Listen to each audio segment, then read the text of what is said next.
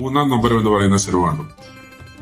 Cinema കണ്ടിട്ട് ഏറെ സന്തോഷമായി. ഞാൻ മിസ്റ്റർ ഇല്ലത്തിനെ വിളിച്ച് എന്റെ അഭിനന്ദനങ്ങൾ അറിയിച്ചു. പക്ഷെ എനിക്ക് തോന്നി അല്പം കൂടി ആ സിനിമ എന്നെ പ്രചോദിപ്പിച്ചതിനാൽ അതിനെക്കുറിച്ച് സംസാരിക്കണമെന്ന് തോന്നി.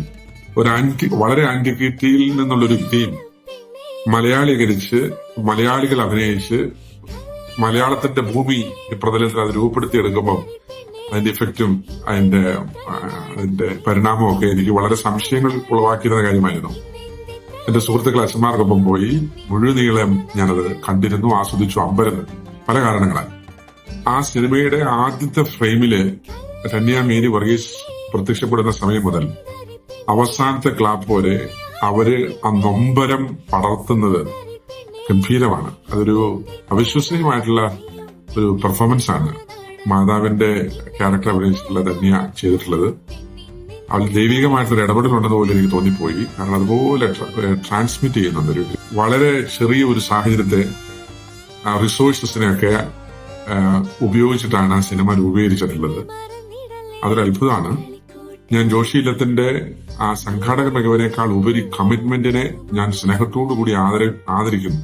ഇതിന്റെ കോസ്റ്റ്യൂംസും അതിന്റെ കോണ്ടെക്സ്റ്റും, മൂവി മേക്കിന്റെ കോണ്ടെക്സ്റ്റും വലിയൊരു ചലഞ്ചാണല്ലോ. ഒരു ജെറൂസലേമിൽ അല്ലെങ്കിൽ ഇസ്രായേലിന്റെ ഇന്നത്തെ പരിസരങ്ങളിൽ പാലസ്തീന്റെ ഒക്കെ പരിസരങ്ങളിൽ രൂപീകരിക്കപ്പെട്ട ഒരു സിനിമ ഇന്ത്യയിൽ അത് എടുത്തിരിക്കുകയാണ്.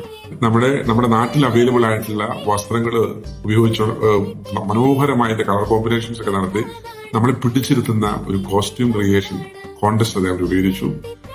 2, ആ സിനിമയുടെ സെറ്റിംഗ് മുഴുവൻ അതിന്റെ കഥയോട് നീതി പുലർത്തുന്ന സെറ്റിംഗ് ആണ്. അതിന്റെ ഡീറ്റെയിൽസ് അദ്ദേഹം നന്നായി ശ്രദ്ധിച്ചിട്ടുണ്ട്. നമുക്ക് അത്ഭുതം തോന്നും. ഞാൻ പറഞ്ഞല്ലോ, ചെറിയ വിഭവങ്ങൾ കൊണ്ട് വലിയൊരു സൃഷ്ടി. ഈ യേശുപിതാവിന്റെ അഭിനയവും ഒക്കെ വളരെ വളരെ നന്നായിരിക്കുന്നതായിട്ട് എനിക്ക് തോന്നി.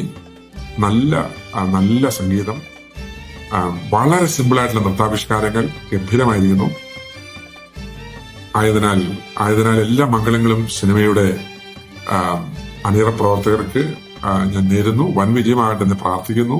എല്ലാറ്റിലും ഉപരി അതിലെ മെയിൻ ആയിട്ടുള്ള ആക്ട്രസ് മാതാവിനെ അവലംബിച്ചിട്ടുള്ള ധന്യയുടെ അപാരമായിട്ടുള്ള, അത് വർണ്ണിക്കാനാവാത്ത, മനസ്സിനെ വിസ്മയിപ്പിക്കുന്ന അഭിനയത്തിന്, ആ അഭിനയത്തോട് ചേർന്ന് മാതാവിനോട് ചേർന്ന് സഞ്ചരിച്ച യേശുപിതാവിന്റെ നല്ല പെർഫോമൻസ്, നല്ല അഭിനയം, ബാക്കി എല്ലാ കഥാപാത്രങ്ങളുടെയും എനിക്കൊപ്പം ആ സിനിമ കാണാൻ ആർക്കെങ്കിലും ഒരു ആഗ്രഹം തോന്നുന്നു, എല്ലാവരും ഞാൻ പ്രചോദിപ്പിക്കുകയാണ്. നിങ്ങൾ അത് ആസ്വദിക്കും. Thank you. All the very best mister Joshi and team.